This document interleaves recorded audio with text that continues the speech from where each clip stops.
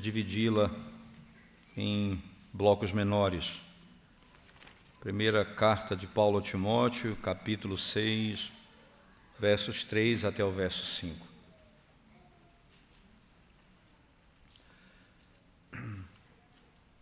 Se alguém ensina outra doutrina e não concorda com as sãs palavras de nosso Senhor Jesus Cristo e com o ensino segundo a piedade, é enfatuado, nada entende, mas tem mania por questões e contendas de palavras, de que nascem inveja, provocação, difamações, suspeitas malignas, altercações sem fim, por homens cuja mente é pervertida e privados da verdade, supondo que a piedade é fonte de lucro. Supondo que a piedade é fonte de lucro. Vamos à presença de Deus em oração, mais uma vez, irmãos. Nós te adoramos, Senhor, nessa tarde, porque temos agora a oportunidade de ouvirmos a Tua voz, por meio da exposição do Teu Evangelho. Ó Deus, fala conosco, desvenda os nossos olhos, e que a Tua palavra possa produzir em nós aquilo que só ela pode fazer, pelo poder do Espírito, transformar a nossa vida à imagem e semelhança do nosso Senhor Jesus Cristo. Ajuda-nos, molda a nossa vida pelo conhecimento verdadeiro do Evangelho. Em nome de Jesus nós oramos. Amém. Essa sessão, que é a última parte do livro de Paulo a Timóteo, a primeira carta, irmãos, Paulo volta agora a tratar de um tema que ele já tratou anteriormente, que é acerca dos falsos mestres, aqueles que ensinam doutrinas diferentes, contrárias às Escrituras Sagradas. Ele vai descrever isso com mais detalhe aqui. Então, perceba que ele inicia a sessão descrevendo assim: se alguém ensina outro evangelho, outra doutrina, melhor dizendo, se alguém ensina outra doutrina. Então, aparentemente, esse "se alguém" aqui dá uma ideia de indefinido, não se sabe exatamente com quem ele está se referindo, ou de quem ele está tratando aqui. Entretanto, esse texto ele é citado, esse mesmo conceito ele é trazido a nós, irmãos, não é? Pelo próprio Paulo no início do capítulo 1. Nós voltaremos a falar sobre ele um pouco mais, mas ele faz menção diretamente ao que ele chama de outro, veja, que ele diz a expressão outra doutrina. E essa palavra outra doutrina, como é traduzida e colocada na nossa língua, em grego ela é uma palavra só, que é heterodidaskaleo, hetero, que é o ensino outro, é uma única palavra. E esse termo só é usado aqui por Paulo na carta a Timóteo. Em nenhum outro lugar do Novo Testamento esse termo é utilizado. E Paulo utiliza aqui e faz referência abertamente a essa realidade que passa a ser narrada nas sessões anteriores do próprio livro. Então, por exemplo, como eu fiz menção na primeira carta, no capítulo 1, volte comigo lá, por favor, irmãos, no capítulo 1, a partir do verso 3, ele diz assim: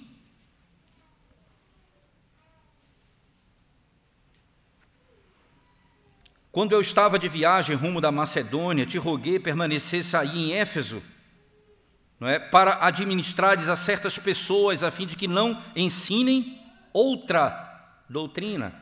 Então, aqui, claramente, ele está fazendo menção dessa mesma expressão aqui. Então, lá é bem definido, pessoas que ensinam outra doutrina. Aí ele entra em detalhes: nem se ocupem com fábulas, genealogias sem fim, que antes promovem discussões do que o serviço de Deus na fé. Ora, o apóstolo Paulo tem a consciência de que o ensino de uma outra doutrina terá efeitos diferentes na igreja, enquanto que o ensino do Evangelho, que ele descreve no mesmo verso 3 do capítulo 6, volte lá comigo, olha, se alguém ensina outra doutrina e não concorda com o quê?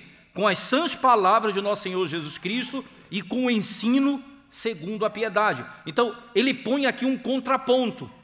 Outra doutrina é o contrário do ensino, como ele descreve, segundo as sãs palavras de nosso Senhor Jesus Cristo e com o ensino segundo a piedade, aquilo que leva a uma prática de santidade, o ensino que gera uma vida piedosa.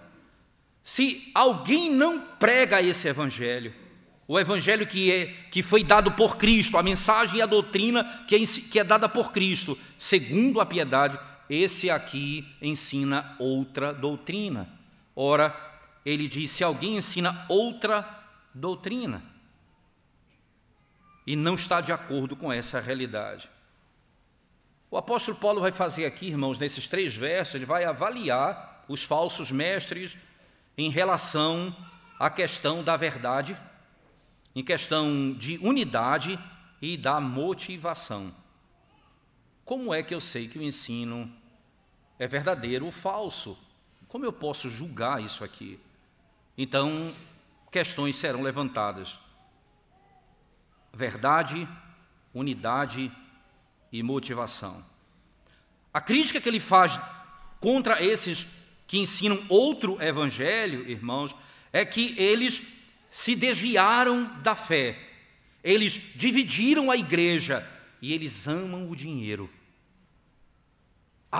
O efeito da vida deles é exatamente o oposto da verdadeira doutrina.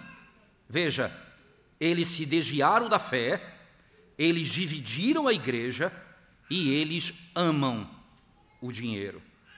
Eles são heterodoxos, isto é, eles ensinam outra doutrina, eles são sectaristas, eles dividem a igreja e eles são gananciosos, eles amam o dinheiro. Então vamos olhar primeiramente para esse verso e perceber que os falsos mestres, irmãos, são aqueles que primeiramente abandonaram a fé. Eles abandonaram a verdadeira fé, o conhecimento do nosso Senhor Jesus Cristo, não é? Ora, o que Paulo começa dizendo é o seguinte: há um padrão para o cristão, há um padrão para que eu possa crer, certo? E ele vai usar aqui um termo, ensino, santa ou sã doutrina, ele vai usar outra terminologia, certo? A verdade no verso 5, veja lá, no verso 5 ele diz, altercações sem fim por homens cuja mente é pervertida e privados da verdade, entende? Da verdade. Olha ainda comigo, por favor, no versículo 3 ele diz, se alguém ensina outra doutrina e não concorda. Então aqui ele está falando das instruções. E se você for para o verso 10, 12 e 21, que é o que não vamos trabalhar hoje, ele fala da fé, do mandamento, aquilo que foi confiado a eles. Dessa norma, irmãos, os falsos mestres abandonaram, eles deram as costas a esse princípio. A tudo isso que está sendo dito aqui, verdade, fé e ao mesmo tempo ensino, tudo isso aqui foi abandonado pelos falsos mestres. E eles vão ser enfatizados assim: ora, se alguém ensina falsa doutrina ou outra doutrina e não concorda e não se submete com lealdade àquilo que Cristo ensinou, certo? Esses aqui, eles produzirão efeitos pecaminosos no meio da igreja. Eles são diferentes, eles pregam novidade. A palavra heterodoxo, mais uma vez, outra doutrina, eles ensinam palavras e instruções que não estão de acordo com o evangelho. São novidades aqui, irmãos. Tem uma tradução que diz exatamente isso, diz novidade de doutrina. E por que é falso esse ensino? Porque ele se desvia do ensino apostólico. Qual é o ensino apostólico? As sãs doutrinas. A palavra sã aqui, ela tem o significado de saudável, aquilo que é literalmente contrário do que é doente ou enfermo. É uma doutrina saudável e, consequentemente, ela cura a igreja, ela sara a igreja, enquanto que o ensino contrário, ele é doente. Esse é um termo que vai ser usado na sequência pelo próprio apóstolo Paulo. Então, duas coisas nós podemos analisar apenas nesse verso aqui, no verso 3, tá certo? Primeira coisa é, o que consiste essas sãs doutrinas ou sãs palavras, como o texto coloca aqui, as sãs palavras, o que significa literalmente isso aqui no texto sagrado? Perceba que há uma conexão direta, as sãs palavras de nosso Senhor Jesus Cristo. O que significa o fato dele dizer, não é, essas sãs instruções segundo o nosso Senhor Jesus Cristo, de nosso Senhor Jesus Cristo? Significa dizer, irmãos, não é que está de acordo com aquilo que Cristo falou, ou que está em harmonia com as palavras do Senhor, não. Aqui são palavras como sendo literalmente palavras do Senhor Jesus Cristo. Paulo está dizendo aqui com todas as letras. A convicção de Paulo é que Jesus disse que ele enviaria o ensino, e o seu ensino à igreja. Então, aquilo que saiu da sua boca, aquilo que foi instrução para a igreja, e isso é o que vai ser a base e o fundamento da verdade. Quem se aparta do ensino de Cristo vai ser condenado.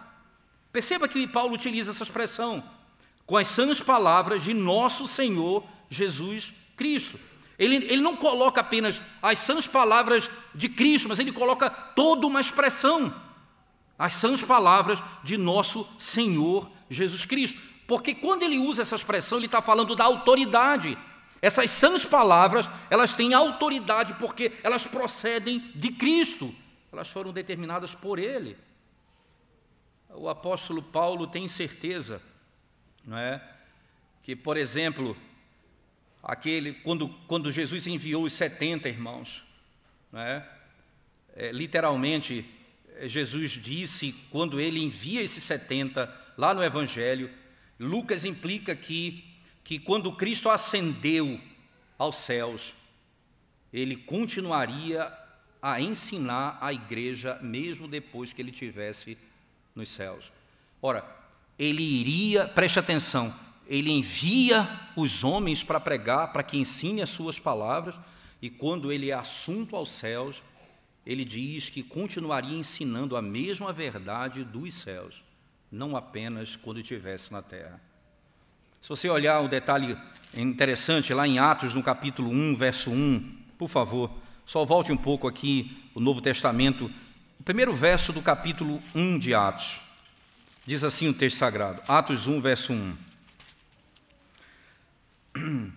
Escrevi o primeiro livro ao Teófilo, relatando todas as coisas que Jesus começou a fazer e a ensinar. Veja, aqui ele está declarando que o livro de Lucas, o primeiro livro, ele passa a dizer o que Cristo começou a fazer e a ensinar. Agora ele escreve o segundo livro, que trata do quê? Do Cristo que foi assunto aos céus. Diga, agora nesse segundo livro, ele passa a ensinar e a fazer. Como que ele ensina e faz? Por meio dos apóstolos. Perceba isso, irmãos. Por meio dos apóstolos e daqueles que ele chamou para esse fim.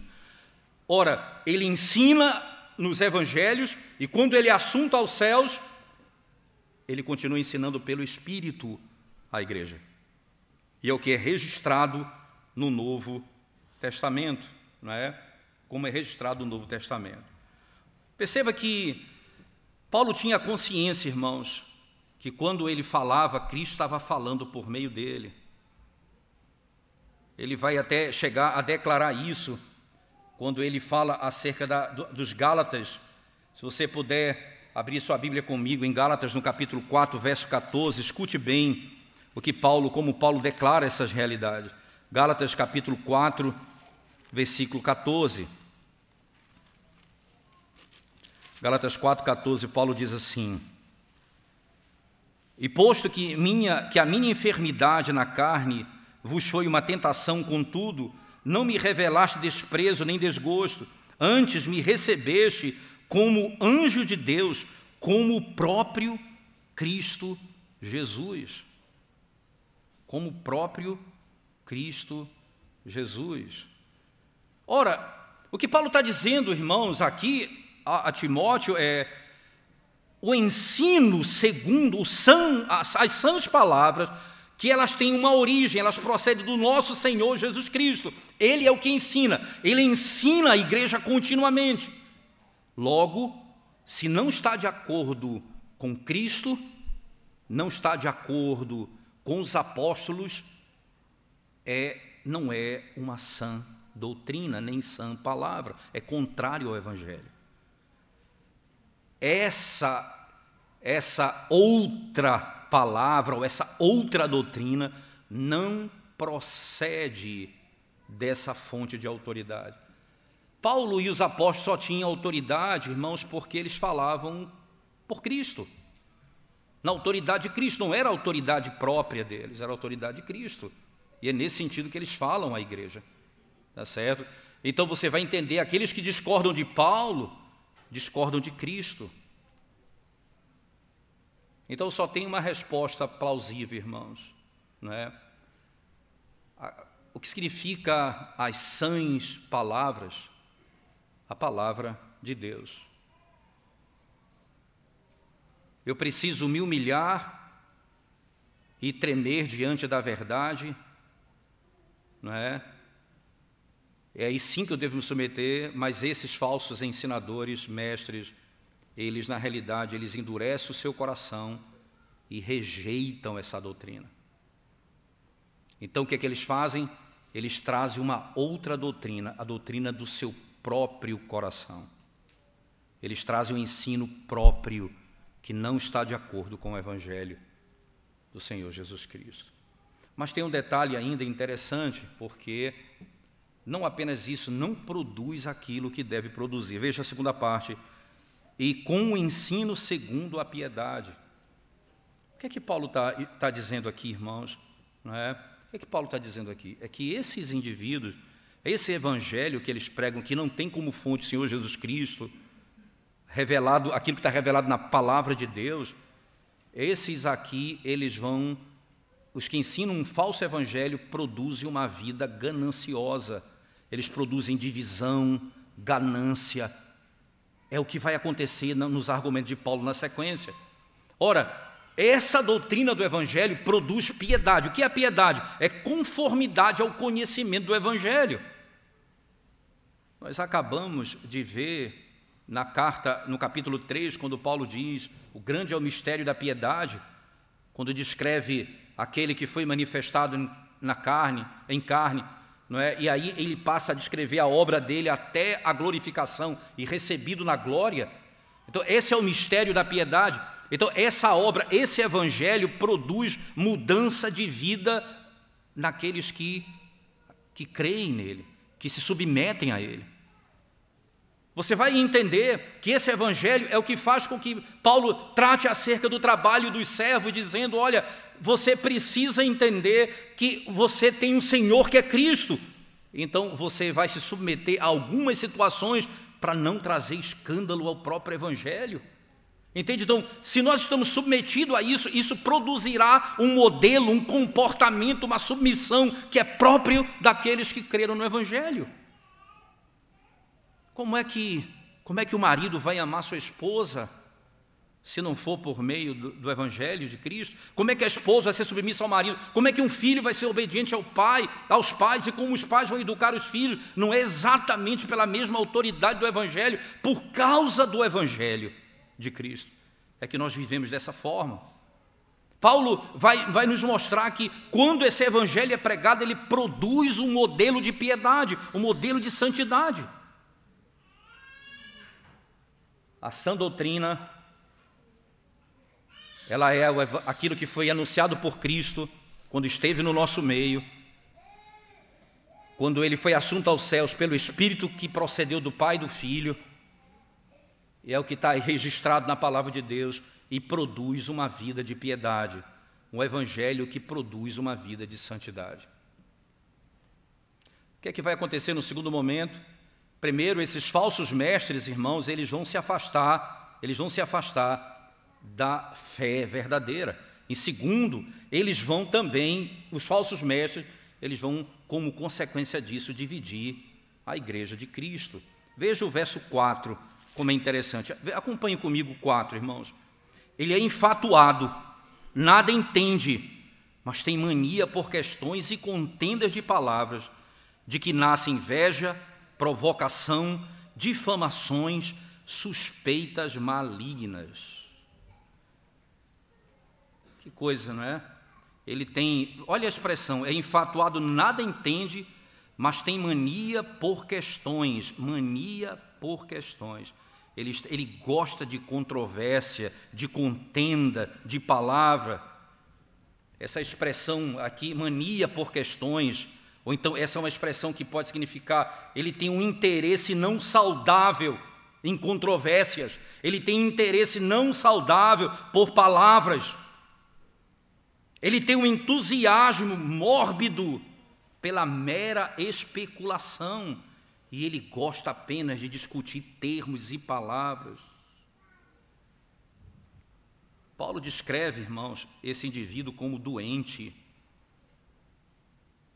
enfatuado, cheio de si, cheio das suas próprias opiniões.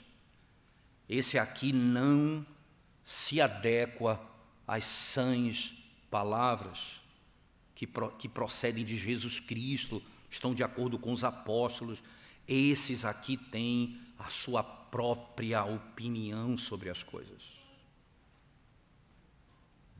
Eles são doentes. Enquanto a doutrina é chamada de sã, aqui eles são chamados de enfermos.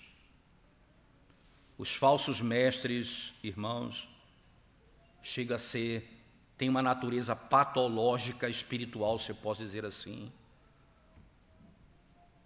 O que é que acontece com ele, irmãos? Eles produzem uma total divisão nos relacionamentos. Enquanto o Evangelho de Cristo, ele reconcilia o homem com Deus, o marido com o esposo, o pai com o filho, esse outro ensino, ele tem o poder de dividir, de quebrar, de tornar as pessoas inacessíveis. Suspeição, você vive a suspeitar do outro, você vive a olhar para o outro com medo, você pensa que o outro está lhe fazendo mal, e você vive a vida exatamente assim, malicioso em todos os aspectos. Veja, irmãos, é enfatuado, nada entende. É que é engraçado, né? Matthew Henry vai dizer que a soberba e a ignorância são irmãos gêmeos. Você que não conhece nada é o mais arrogante. É enfatuado, nada entende, mas tem mania por questões e contendas de palavras, de onde nasce inveja, provocação, difamações, suspeitas malignas. Suspeitas malignas. A mente corrompida que não conheceu a verdade do Evangelho, irmãos, né? Quando essa mente ela não é transformada, eles também não transformam as relações deles.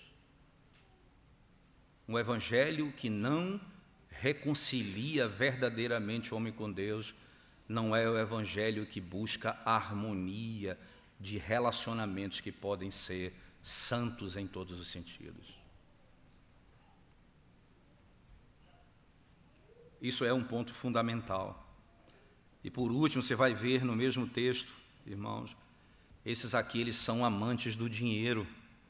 O que eles amam mesmo, esses falsos mestres, é o dinheiro. Veja o verso 5. Altercações sem fim, por homens cuja mente é pervertida, privados da verdade, supondo que a piedade é fonte de lucro. Imagina que tudo o que eles fazem é porque o que eles fazem visa o lucro.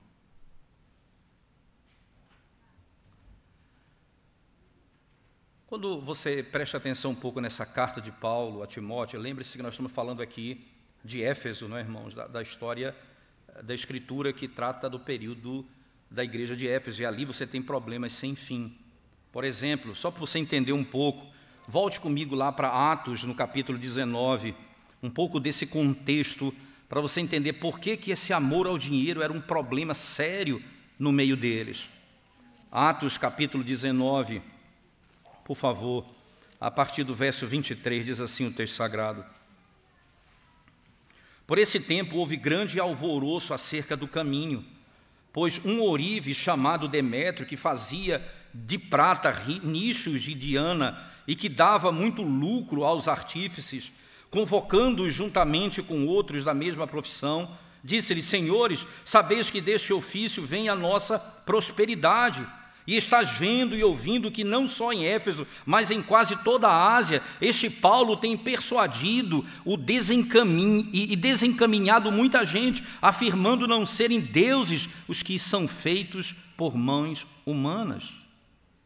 Não somente há o perigo de nossa profissão cair em descrédito, como também de o próprio templo da grande deusa Diana ser estimado em nada e ser mesmo destruída a majestade daquela que toda a Ásia e o mundo adora. Ora, a preocupação há uma preocupação, como é que nós vamos viver desse recurso?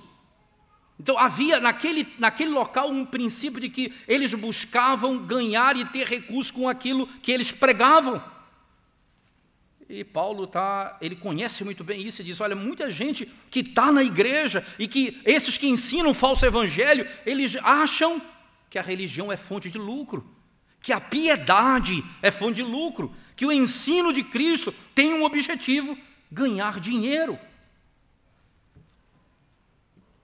É importante você perceber que Paulo, ele vai dizer isso na segunda carta aos Coríntios, não se canse de abrir o texto comigo, mas é importantíssimo.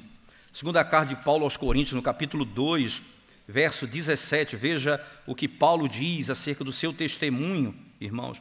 2,17, ele diz assim: porque nós não temos como tantos outros mercandejando a palavra de Deus, antes em Cristo é que falamos na presença de Deus, com sinceridade e da parte do próprio Deus. Entenda, nós não andamos fazendo negócio com o Evangelho, nós não fazemos mercado da palavra de Deus. Nós não fazemos isso. Paulo tinha uma preocupação, e esse era um contexto muito claro, irmãos, como isso era possível de imaginar. Por causa do Evangelho e da piedade, nós vamos ganhar muito dinheiro com isso. Lá no texto de Atos, no capítulo 20 e 23, eu leio, você depois anote e lê em casa. Atos 20, 23 diz assim, Atos capítulo 20, verso 33, diz assim: de ninguém cobicei prata, ouro, nem vestes, diz o apóstolo Paulo. De ninguém cobicei prata, nem ouro, nem vestes. Ora, a prata, que era aqueles que lidavam no tempo de Diana, que trabalhavam com prata e ouro, ele escreve aqui em Atos 20, para os que estão em Éfeso, a preocupação é: não pensem que o Evangelho de Cristo é fonte de riqueza nessa terra. Não é esse o ponto, não. Quando eu estava estudando esse texto, me veio à memória a própria história de Samuel, irmãos, que nós estamos pregando pela manhã.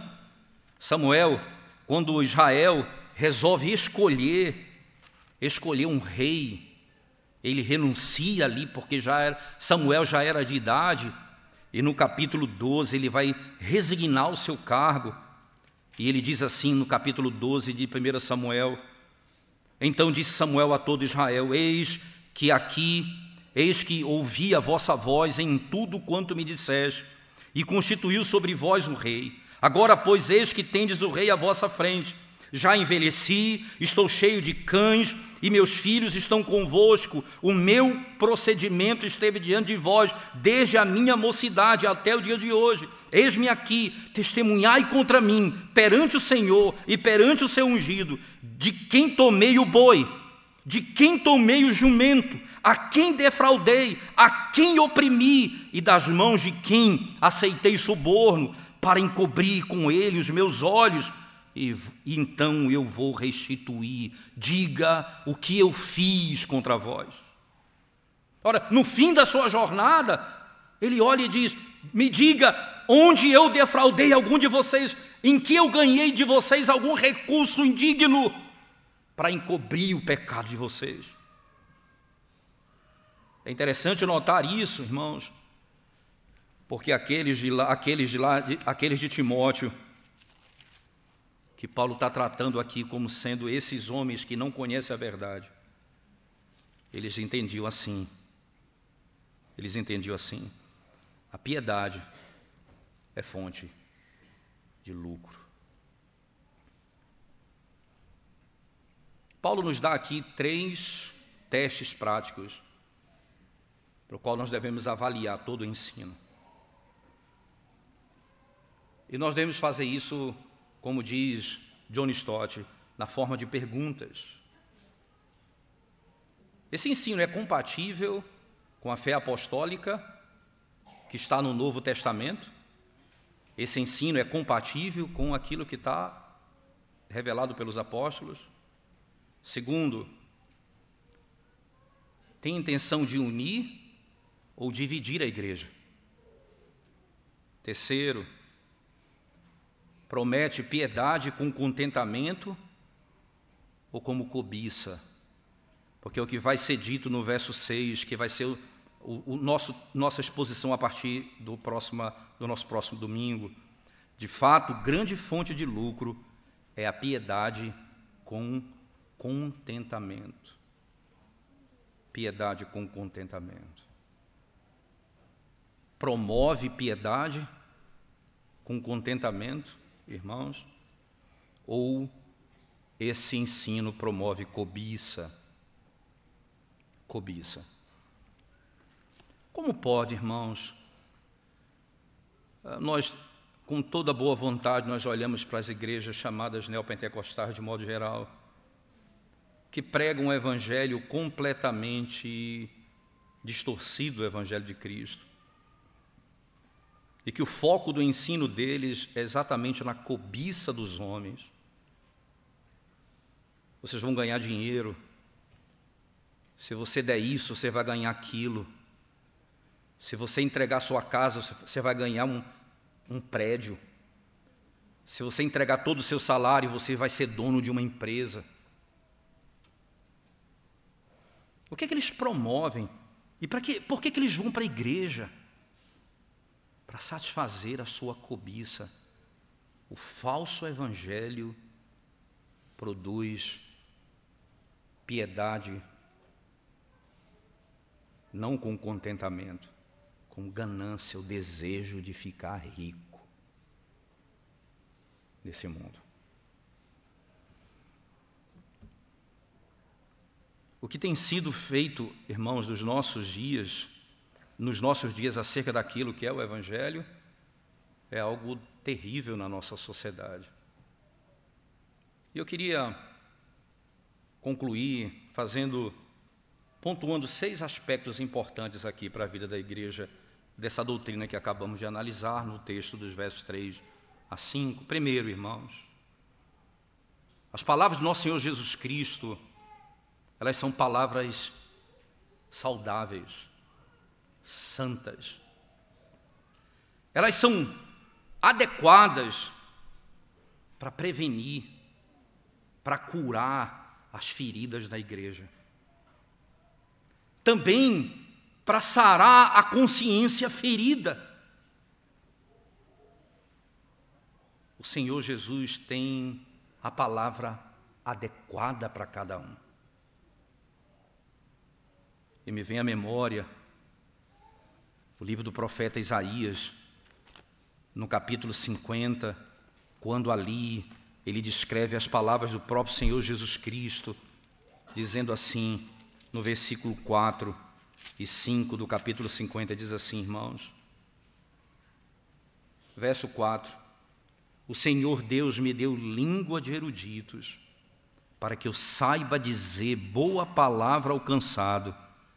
Ele me desperta todas as manhãs, desperta-me o ouvido, para que eu ouça como os eruditos. O Senhor me deu a boa palavra para os cansados. E foi isso que Cristo fez, quando Ele declarou em Mateus 11, toda a autoridade me foi dada, tudo me foi dado.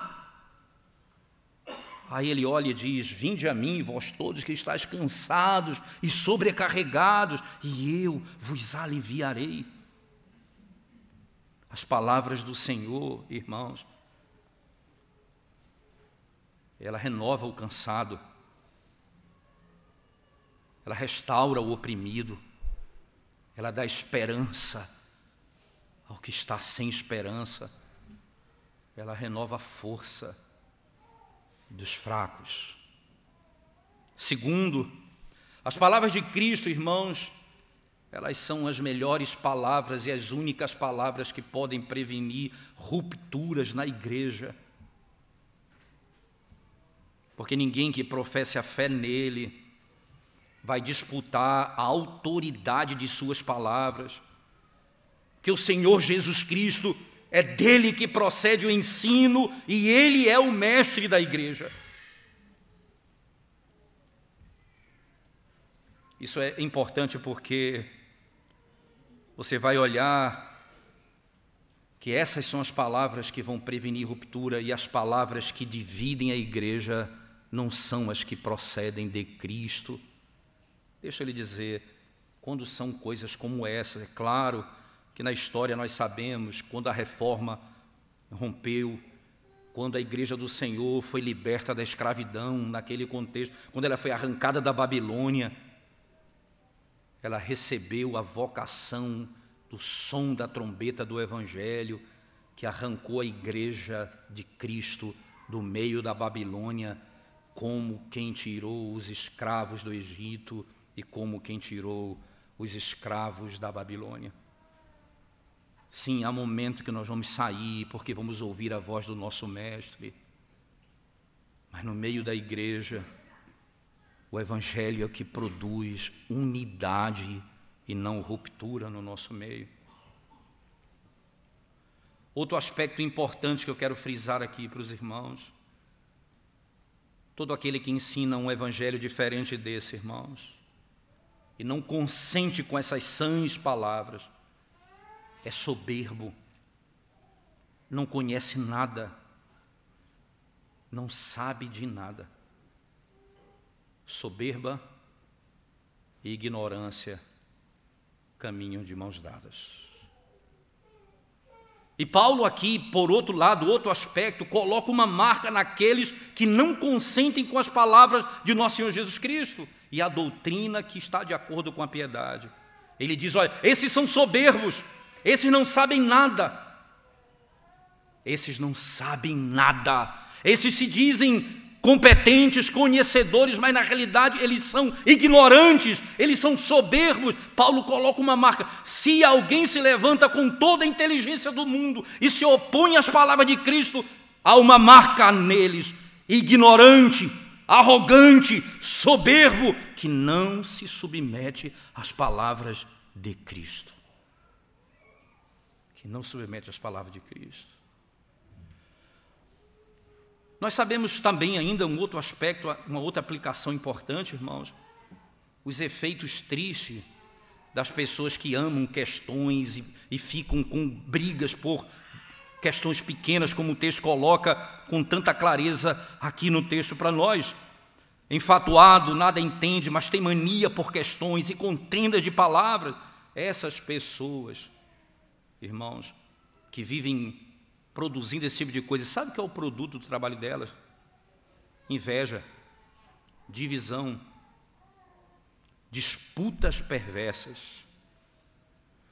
Quando o homem deixa a palavra saudável do Evangelho de nosso Senhor Jesus Cristo, jamais eles chegarão no acordo. Sabe por que há acordo entre nós? Porque eu faço morrer minha carne por causa do Evangelho. A minha vontade quer se levantar, mas essa é a palavra que saiu da boca daquele que tem toda a autoridade. Eu me rendo a ela. Nós temos unidade, porque nós não fazemos o que cada um quer, nós fazemos o que Cristo quer. Aparte-se dela e você vai ter várias rachaduras no meio da igreja. Isso nos leva a entender que as muitas rachaduras na igreja é porque nós queremos fazer o que pensamos ser melhor, não o que Cristo diz. É Porque nós não nos submetemos à própria Escritura. A suspeição no nosso meio, todo mundo olha com questionamento um para o outro. Com o Evangelho de Cristo não seria assim. Esses homens ainda, uma outra aplicação, são homens que não aceitam a palavra sã, são homens de mentes corrompidas, irmãos. São destituídos da verdade. E eles fazem isso com um objetivo: o ganho. Porque essa é a piedade deles. O ganho é a piedade. Exatamente o contrário do julgamento do apóstolo. Ele diz: a piedade é de grande ganho, com contentamento. Com contentamento. E por último, bons ministros do Evangelho e cristãos, irmãos, vão se apartar de tais ensinos completamente. Eles vão sair de tal lugar. Saia do meio deles, meu povo. Aparte-se dos que ensinam falso evangelho. Deixe esse ensino, porque no fim ele não glorifica o Senhor da igreja, Jesus Cristo. Ó irmãos, não apenas a pregação do Evangelho, mas você precisa amar o ensino do Evangelho. Você precisa se deleitar na doutrina santa de Cristo. Gaste o seu tempo conhecendo o teu Cristo, o teu Senhor. Medite nele, nas obras dele. Ame o teu Salvador. Se deleite na sua obra. Encontre alegria nele. E eu duvido você não amar a sua igreja. Eu duvido. Eu duvido. Nós temos uma liturgia muito própria, conforme cremos historicamente. Eu prego em alguns lugares cuja liturgia, não, às vezes longe da que nós praticamos aqui. Eu tenho minha distinção nesses pontos, eu discordo da liturgia desses locais. Mas Deus me nutre de uma alegria e um prazer de estar com parte do corpo de Cristo, mesmo que venhamos a discordar de alguns pontos, como a nossa liturgia. É a igreja de Cristo. É impossível você amar o cabeça da igreja sem amar a igreja do Senhor. Por isso nós não nos afastamos da verdade. Nós não nos afastamos da verdade. É nela que nós vamos ser firmados, porque ela traz unidade e amor entre nós. Vamos curvar nossa cabeça e orar ao Senhor nesse momento, irmãos.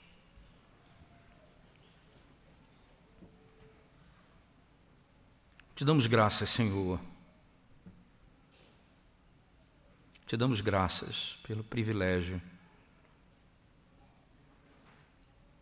podermos te adorar, Tu que és o nosso Senhor, que nos deu a Tua doutrina, a Tua palavra, que promove uma vida santa e piedosa, Senhor Deus. Ó Senhor, Senhor nosso, dá-nos a graça e o poder de pregarmos o Teu Evangelho, a fim de vermos na nossa vida e na vida da igreja a piedade, santidade, ó Deus, em todos os aspectos da nossa vida. Socorre-nos, nós carecemos da Tua graça. Em nome de Jesus nós oramos. Amém.